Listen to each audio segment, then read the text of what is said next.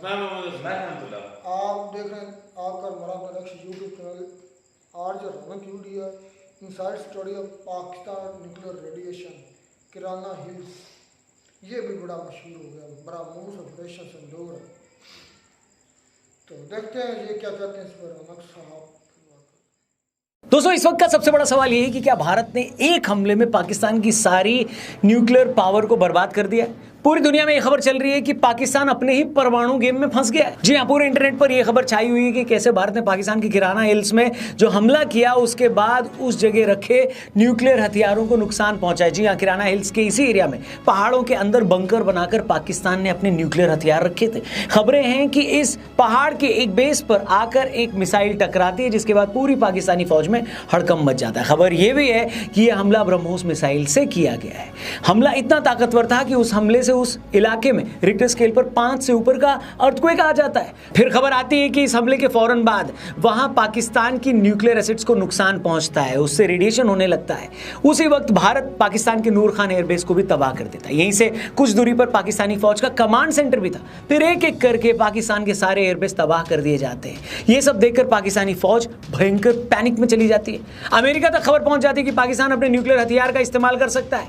उसके बाद पूरे सीन में अमेरिका की एंट्री होती है और फिर आगे क्या होता है आपको बताने की जरूरत नहीं है। लेकिन सवाल यह दोस्तों कि आखिर ऐसा क्या हुआ कि भारत की चंद सेकंड की कार्रवाई में पाकिस्तान बिलबिलाने लगा। आखिर ऐसा क्या हुआ कि पाकिस्तान ने अपने जिन परमाणु हथियारों को पूरी दुनिया से छिपा कर रखा था, पाकिस्तान ने अपने जिन हथियारों को भारत पर हमले के लिए तैयार किया था, वो सारे हथियार लॉन्च होने से पहले खतरे में आ गए। तो आखिर हुआ क्या, आइए आपको एक एक चीज डिटेल में समझाते हैं। वीडियो को अपने दोस्तों से जरूर शेयर करिएगा, चैनल सब्सक्राइब करिएगा। शुरू करते हैं।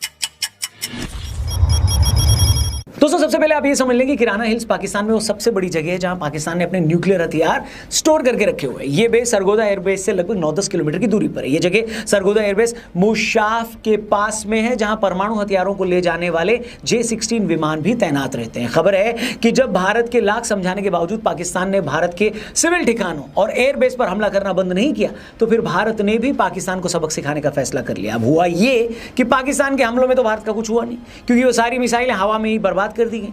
लेकिन जब बारी भारत के हमले की आई तो पाकिस्तान में कयामत आ गई। भारत गाइडेड बमों और मिसाइलों से सुरंग के एंट्री गेट पर धमाका करता है। जैसा कि मैंने पहले कहा, यह अटैक इतना जबरदस्त था कि वहां पर भूकंप आ जाता है, अर्थक्वेक आ जाता है। इंडियन एयरफोर्स ने सिर्फ पहाड़ी पर हमला किया था, लेकिन उससे पहाड़ी के अंदर मौजूदा वो सारा जो स्ट्रक्चर था जिसके अंदर ये न्यूक्लियर बम या परमाणु बम स्टोर करके रखे गए थे, वो स्ट्रक्चर पूरी तरह टूटकर नीचे आ जाता है। कहते हैं उसी वक्त अंदर कुछ ऐसा हुआ है कि शायद जिससे रेडिएशन हो गया। इस रेडिएशन की बात अब पाकिस्तान की तरफ से जारी की गई एक नोटिफिकेशन में भी हो रही है। वेल, इसकी ऑथेंटिसिटी हम कंफर्म नहीं कर सकते, लेकिन यह तय है कि उस जगह से लोकल लोगों को हटा दिया गया है। लोग परेशान होकर एक दूसरे से पूछ रहे हैं कि आखिर हम कहां जाएं। सोशल मीडिया पर ऐसी बहुत सारी पोस्ट घूम रही हैं। इसके अलावा उसी वक्त नूर खान के एटॉमिक सेंटर पर भी अटैक किया गया। वो अटैक इतना जबरदस्त था कि नासा ने इसकी थर्मल सिग्नेचर को रिकॉर्ड किया। पता चला कि आग या थर्मल हॉटस्पॉट वहां 24 घंटे से ज्यादा वक्त तक रहा। इंडियन एयरफोर्स के इस बड़े हमले ने पाकिस्तानी परमाणु कमांड सेंटर को ही खतरे में डाल दिया और वहां का सारा इंफ्रास्ट्रक्चर बर्बाद कर दिया। इस बीच सोर्सेज से यह कंफर्म हुआ है कि इस हमले से गुफा की स्टोरेज फैसिलिटी को भी तगड़ा नुकसान हुआ है, जिससे लो लेवल का परमाणु रेडिएशन भी हुआ है। उसी वक्त इंडियन एयरफोर्स ने पाकिस्तान के जैकोबाबाद एयरबेस, भुलारी और चगई हिल्स पर भी हमले कर दिए, जिससे वहां भी भारी तबाही मच गई। यही वो टाइम था जब रोता हुआ पाकिस्तान अमेरिका के पास पहुंचा और उसे बताया कि चचा हमारा सारा सौदा फट गया है, इंडिया को रोक लो वरना हम मारे जाएंगे। रेडिएशन की बात सुनकर अमेरिका की भी हालत खराब हो गई। जो अमेरिका कल तक ये बोल रहा था कि ये इंडिया और पाकिस्तान का लफड़ा है, एकदम से वो पूरा देश नींद से जाग गया। उसे समझ में आ गया कि अगर इंडिया को नहीं समझाया तो दिन निकलने से पहले पाकिस्तान का सूरज ही डूब जाएगा। अमेरिका की अगली टेंशन ये थी कि इन गधे पाकिस्तानियों ने अपने न्यूक्लियर ठिकानों पर क्या नुकसान करवा लिया ये पता लगाया जाए। तभी अमेरिका ने अपना USB-350 एयरक्राफ्ट, जिसे स्पेशली न्यूक्लियर इमरजेंसी के लिए बनाया हुआ है, उसे फौरन पाकिस्तान भेजा। अमेरिका का एयरक्राफ्ट स्पेशली रेडियोलॉजिकल या न्यूक्लियर एक्टिविटी पर नजर रखने के लिए बनाया गया है। यही वो टाइम था जब इजिप्ट से एक एयरक्राफ्ट EGY-1916 रावलपिंडी में उतरता है। लोग हैरान हो जाते हैं कि इस माहौल में बिना किसी पैसेंजर के मिस्र का विमान पाकिस्तान में क्या कर रहा है, मगर यह पता लगते देर नहीं लगती कि मिस्र का यह विमान बोरोन की खेप लेकर पाकिस्तान आया है। आपको बता दें कि इजिप्ट में नील नदी के किनारे बोरोन के भंडार है। बोरोन एक ऐसा एलिमेंट है जो न्यूक्लियर रेडिएशन को अब्सॉर्ब करता है। बोरोन की खासियत यह है कि बोरोन कार्बाइड न्यूट्रॉन को अब्सॉर्ब कर लेती है और कोई बड़ा नुकसान नहीं होने देती है। अब जैसे ये सारी खबरें आई सामने तो दुनिया के लोगों को समझने में देर नहीं लगी कि एक गधे पाकिस्तान ने अपने न्यूक्लियर एसेट्स बर्बाद करवा लिए हैं। ये सब देखकर यूएस के डिपार्टमेंट ऑफ एनर्जी के एक रिटायर्ड ऑफिसर ने कहा कि ये अपने आप में इस बात का प्रूफ है कि पाकिस्तान के न्यूक्लियर हथियार अब बेकार हो गए और अमेरिका का विमान इन्हीं हथियारों को सेफ जगह पर डंप करने जा रहा है। अमेरिकी एक्सपर्ट्स ने कहा है कि अमेरिका का जहाज का वहां जाना, मिस्र से बोरोन का वहां लाया जाना और फिर पाकिस्तान का यूएस को बोलकर सीज फायर करवाना, डॉट्स कनेक्ट कर रहे हैं आप, अपने आप में सब कुछ साबित करने के लिए काफी है कि आखिर वहां हुआ क्या।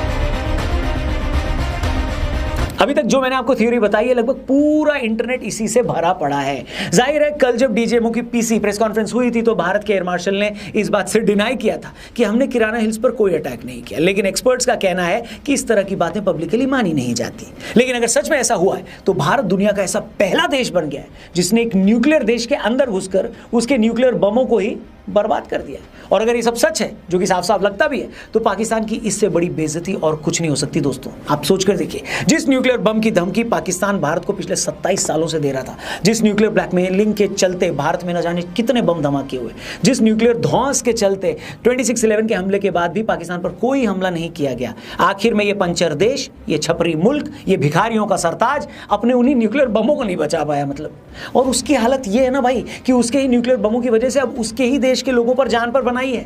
उन्होंने अपना घर छोड़ दिया वहां पर, उस एरिया में जो लोग रहते थे। अगर ये रेडिएशन आउट ऑफ कंट्रोल हुआ दोस्तों, तो हो सकता है कि उस इलाके में पाकिस्तान के लोग कभी अपने घर वापस न जा पाएं, कभी उस जगह पर कोई उगाई चीज न खा पाएं, कभी उस जगह में दोबारा रहने न जा पाएं। जैसा कि कहते हैं ना, बंदर के हाथ में उस्तरा लगना, इस कहावत का इससे बड़ा एग्जाम्पल और क्या होगा। ये फटीचर मुल्क हमें 27-28 सालों से न्यूक्लियर की धौंस दे रहा था और इन चौथी फेलों को यह भी नहीं पता था कि चचा अपने न्यूक्लियर बम से तुम दूसरों को बाद में मार लेना, पहले ये तो पक्का कर लो कि अपने इन बमों को बचाना कैसे है। दोस्तों आज मैं डंके की चोट पर कहता हूं, प्लीज बुरा ना मानना, लेकिन सिर्फ इन 4 दिनों में साबित हो गया कि पाकिस्तानी फौज से बड़ी नपुंसक कौम पूरी दुनिया में कोई नहीं है। ये इतने फट्टू हैं कि भारत से कभी सीधी लड़ाई लड़ी नहीं सकते। आज से पहले 4 जंगों में जूते खाए थे, फिर डर गए तो पीछे से आतंकी हमले करवाने लगे, और इस बार जब हमने सीधा हमला किया तो हर दिन जलील हुए, बेइज्जत हुए, बेआबरू हुए और हर रोज कूटे गए। न ये हमारी फौज के हाथों अपने आतंकियों के अड्डे बचा पाए, न ये फट्टू हमारे हाथों अपने एयरबेस बचा पाए, और जिन परमाणु हथियारों के दम पर ये सारी जिंदगी उछल रहे थे, हमारी फौज ने सिर्फ 1 मिनट में उसकी हवा निकाल दी। अब समझ में आया पहलगाम हमले के बाद मोदी जी ने क्यों कहा था कि मिट्टी में मिला देंगे। भारत ने पाकिस्तान के जिस जिस ठिकाने पर हमला किया है वो मिट्टी में न मिला हो तो मुझे बताना, सब एकदम सफाचट कर दिया हमारी फौज ने। अब समझ में आया मोदी जी क्यों कह रहे थे कि हमारी प्लानिंग बहुत आगे की है। मतलब प्लानिंग ये थी कि जिस न्यूक्लियर बम की धौंस पर ये भिखारी फुदक रहे थे, इनका वो झुंझुना ही तोड़ डाला। जिस बम के दम पर ये उछल रहे थे, उस बम की सारी हवा निकाल दी। इस हमले के साथ पाकिस्तान को साफ बता दिया गया कि बेटा न तो तुम्हारे परमाणु बमों की कोई औकात है और नहीं तुम्हारे फौज की कोई औकात। हम जहां चाहेंगे, जब चाहेंगे, जैसे चाहेंगे तुम्हें ठोक सकते हैं। तुम एक के बाद एक भारत पर मिसाइलें दागते रहे, कुछ नहीं हुआ। हमारी ब्रह्मोस मिसाइल ने सिर्फ एक धमाका किया, तुम्हारे मुल्क में भूकंप आ गया। और फिर अंडरलाइन कर दो दोस्तों, अभी तक भारतीय फौज ने पाकिस्तान को जो अपनी ताकत दिखाई है वो सिर्फ 5% ताकत भी नहीं है हमारी फौज की। अगर अगली बार ऐसा कुछ हुआ तो पाकिस्तान का वहीं पर गेम सेट और मैच हो जाएगा। अब दिक्कत पता क्या है, भारत के इस हमले से पाकिस्तान की तो फटी है, थोड़ी बहुत अमेरिका की भी फटी है, क्योंकि जिस ब्रह्मोस मिसाइल से अटैक हुआ है वो मिसाइल भारत और रशिया दोनों ने मिलकर डेवलप की है। ये एक सुपरसोनिक क्रूज मिसाइल है जो हवा की स्पीड से भी कई गुना तेजी से जाती है। ये कितनी एक्यूरेट है इसका अंदाजा आप इसी बात से लगाओ कि भारत से कई 100 किलोमीटर दूर अगर इसे पाकिस्तान की किसी ठिकाने पर छोड़ा जाता है या छोड़ा गया तो ये एक भी इंच इधर या उधर नहीं होती। आप जरा सोच कर देखिए, एक मिसाइल भारत से चलती है और पाकिस्तान के एयरबेस के सीधा रनवे के बीचों बीच अटैक करती है, हिट करती है, न 1 इंच इधर न 1 इंच उधर। हमने 6 मई को जब पाकिस्तान के 9 अड्डों पर अटैक किया था, आपने उसकी तस्वीरें देखी होंगी। एक मस्जिद जिसका इस्तेमाल पाकिस्तानी फौज अपने ट्रेनिंग कैंप के तौर पर कर रही थी, जब उस जगह पर अटैक किया गया तो मिसाइल मस्जिद के कंपाउंड की छत के बीचों बीच जाकर लगती है। ऐसा नहीं कि मिसाइल साइड में गिर गई या अगल बगल वाली मंजिल पर गिर गई, सीधा बीच में। इसको लेमैन की लैंग्वेज में अगर मैं आपको समझाऊं तो ये वैसा ही है जैसा अगर आप दिल्ली से एक बास्केटबॉल को उछालकर फेंकें और वो बास्केटबॉल मुंबई में किसी बास्केटबॉल के कोर्ट में लगे रिंग में चली जाए, बिल्कुल वैसे ही, एग्जैक्टली रिंग में। इसीलिए तो पाकिस्तान की फटकर 74 हो गई, क्योंकि वही बात है ना बाबा, जब तक आप किसी को अपनी ताकत नहीं दिखाते ना तो सामने वाले को भी समझ में नहीं आता कि आपकी हैसियत क्या है। उसे लगता है सिर्फ बोल रहा है, कुछ करेगा थोड़ी ना है। और सही कहूं तो इसी गलतफहमी में पाकिस्तान की पिलाई हुई है। पुलवामा के बाद जब हमने अटैक किया तो उन लोगों ने क्या बोला था, याद होगा आपको? कोई कौवा भी नहीं मरा। उन्हें लगा इंडिया इससे ज्यादा और क्या ही कर लेगा, ये बस हमें डराते हैं। लेकिन इस बार जब हमने सीधे स्ट्राइक उस जगह पर कर दी जहां उनके न्यूक्लियर हथियार रखे थे, तो उनकी अकल के सारे दरवाजे एक साथ खुल गए। उन्हें समझ में आ गया कि इंडिया वालों की ताकत क्या है।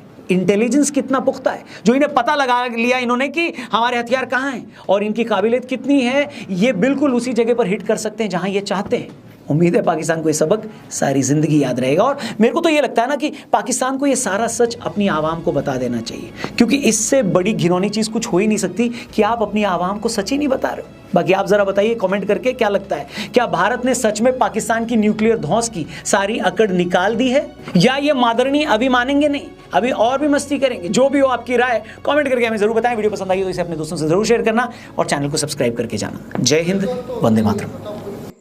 वीडियो बड़ी मजेदार बनाता है। वो कैसे?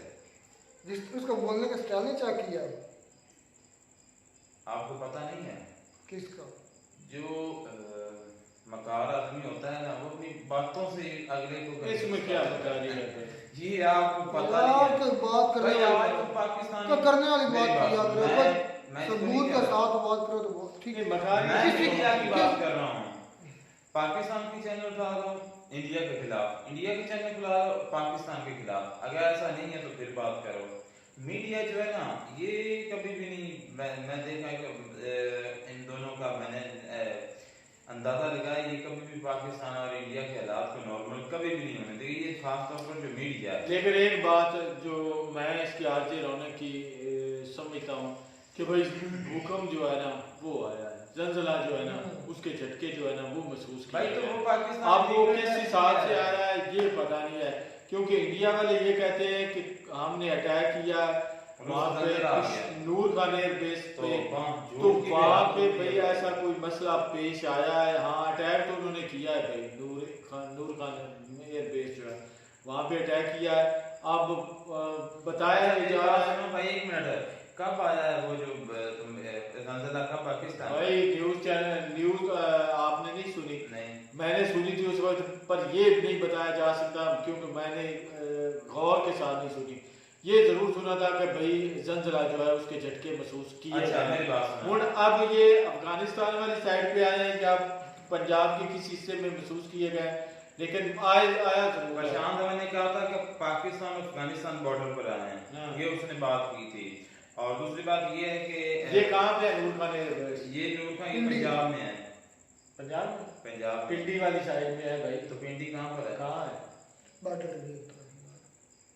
उधर ही है अफगानिस्तान वाली साइड। पिंडी किधर है भाई? रावलपिंडी की बात हो रही है। तो आप किस पिंडी की बात कर रहे हैं? मैं जो इस्लामाबाद के साथ है पिंडी, नहीं उसकी तो वो बात- किस तरह पड़ता? वो बलूचिस्तान उधर है भाई, ईरान साइड पर है। क्या हो गया? वो बॉर्डर गर्मी एरिया ज्यादा नहीं नहीं है? लग गई? वो बॉर्डर एरिया नहीं है? वो बॉर्डर एरिया है, पिंडी बॉर्डर एरिया नहीं है। और वो बात उन्होंने प्रशांत धवन ने की थी अफगानिस्तान बॉर्डर की। और ये जो है ये इस्लामाबाद के साथ टेरिटरी है और ये पंजाब का एरिया है।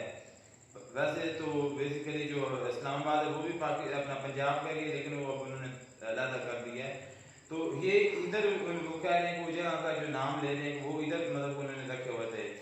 इतना बड़ा भी अटैक नहीं कि वो अटैक करे और यहाँ पर जलजला आ जाए। ये पाकिस्तान ने न्यूक्लियर अंडरग्राउंड टेस्ट किया था, तो उस वजह से ग्राउंड पे टेस्ट होता है। हाँ बिल्कुल होता टेस्ट है होते हैं अंडरग्राउंड। भाई। ये क्या है, आपको फिर पता ही नहीं है? आपको पता नहीं कि जब हमास ने शुरू से हमला किया था इसराइल पर, तो उस वक्त यह कि एक मंथ के बाद ये क्लेम किया जा रहा था कि ईरान ने न्यूक्लियर टेस्ट कर लिया है, अंडरग्राउंड उन्होंने किया है, और उस वक्त बहुत ज्यादा जलजला आया था। हमें तो सुनने को ये मिला है कि भाई अफगानिस्तान के भाई साथ जो बॉर्डर है ना, इलाहाक है ना बॉर्डर, वहाँ पे टेस्ट हुआ है। अब अल्लाह आलम क्या हुआ है, बरामूस का हमला हुआ है, क्योंकि इंडिया वाले ये कहते हैं, अक्सर इंडियन जो है उनके मुंह से ये सुनने को मिला है कि भाई नूर खान एयर बेस के करीब या नूर खान बेस जो है वहाँ पे हमला हुआ है, जिसकी वजह से कुछ रेडिएशन मिली है, कुछ कह लें कि ऐसी इत्तलात मिली है कि भाई जो न्यूक्लियर वेपन उसके कह लें कि खदशा जो है जाहिर हुआ है, जिसकी वजह भाई दोनों तरफ से मैं ये नहीं कहूँगा कि इंडिया का मीडिया ये बोल रहा है, इंडिया का मीडिया भी ये बोल रहा है, इंडिया के अक्सर जो मोस्टली यूट्यूबर्स हैं वो भी ये कह रहे हैं कि भाई नूर खान एयर बेस जो है उस पे हमला हुआ है या उसके जो आजू बाजू में कोई ऐसा मसला हुआ जिससे रेडिएशन जो है वो मिली है। चले रेडिएशन मिली, उसके बाद पाकिस्तान के जितने कह लें कि न्यूज़ चैनल्स हैं वो ये कह रहे हैं कि ऐसा कोई मसला नहीं है। पाकिस्तान ने बड़ा धड़ल्ले के साथ वहाँ पे हमले किए हैं, उनके जो एयर बेसेस हैं उनको अटैक किया है। हालांकि इंडिया इस बात की तरदीद करता है, आज भी ये कहता है कि भाई सारे जो हैं एयर बेसेस जो हैं वो ऑपरेशनल है, कोई ऐसी घटना जो है वहाँ पे नहीं हुई। तो ये दोनों तरफ से हो रहा है। मैं ये नहीं कह रहा कि सिर्फ इंडिया वाले कह रहे हैं या पाकिस्तान वाले कह रहे हैं। जी जी शांत ले ली, आप अपनी अर्ज करो जी। देखें कि यूट्यूबर सोशल मीडिया को छोड़ो, बात होती है ऑफिशियल की। अब इंडिया साइड पर देखो, वहाँ पर उनके तीनों आर्मी के जो थे ब्रिगेडियर या जो भी यानी कि थे रैंक के, वो वहाँ पर बैठे होते, उनसे वो जर्नलिस्ट क्वेश्चन करते रहे, वो सिंपल आंसर देते रहे हैं। और वो तो इंडियन जो मीडिया है वो तो यूट्यूबर ये भी नहीं मानते कि हमारा राफेल गिरा ये नहीं। तो आपने उनके बात नोटिस नहीं की, जो उनका एक भारतीय जो एयरफोर्स के उनके थे, मेरे ख्याल से फील्ड एयर मार्शल थे, उन्होंने क्या कहा कि उनको नुकसान होता रहता है, तो बातों से काफी कुछ पता चल जाता है। तो इससे ये अंदाजा, और बेसिकली अगर हम देखें ना, फ्रांसीसी का जो कंपनी है जो ये जेट बनाती है, उसके भी बहुत ज्यादा शेयरिंग में, और उनकी जो ग्रोथ रेट है इस कंपनी की वो बहुत ज्यादा डैमेज हुई है भाई। तो काफी कुछ आप देखें ना, तो ये इंडियन मीडिया तो ये भी नहीं मानता था। लेकिन आप देखें वो तीनों बैठे हुए थे, वो परेशान थे। पाकिस्तान के तीनों बैठे हुए थे, नेवी के और दूसरे जो होती है DGIS की आ रहा है और फील्ड एयर मार्शल जो है, वो तीनों खुश थे। मैं बताता क्यों वो एक सेकंड जो इंडियन थे ना वो परेशान इसलिए थे क्योंकि उनको पता था कि हमने तभी पाकिस्तान को और ठोकना था, तो ये तो वार बंद होगी। और पाकिस्तान तीनों इसलिए खुश थे कि हमारी जान बच गई। एक बंदा एक सेकंड कोई बंदा मौत से बच जाए, मौत के मुंह से निकल आए, तो क्या होता है? वो रोता है कि खुश होता है? खुश होता है, ऑब्वियसली खुश होता है। इसी तरीके से पाकिस्तानी वो तीनों थे खुश इसलिए थे कि वो मौत के मुंह से निकल आए थे। क्योंकि और इंडिया में परेशान इसलिए हो गया कि यार अभी तो हमने इसकी बड़ी कुछ लाई करनी थी और हमारी गवर्नमेंट ने सीज फायर के ऐलान कर दिया। चले खैर रेडिएशन हुई है कि नहीं हुई ये अब अल्लाह का कन्फर्म था खुद ही होगा। जब अजीब मिस्र से त्यारा आया है इसका भरा हुआ वो रोम का, तो इसका मतलब है कुछ ना कुछ तो इंडिया अपनी तरफ से सच कह रहा है। चले खैर मिलते हैं वीडियो नाटक साथ।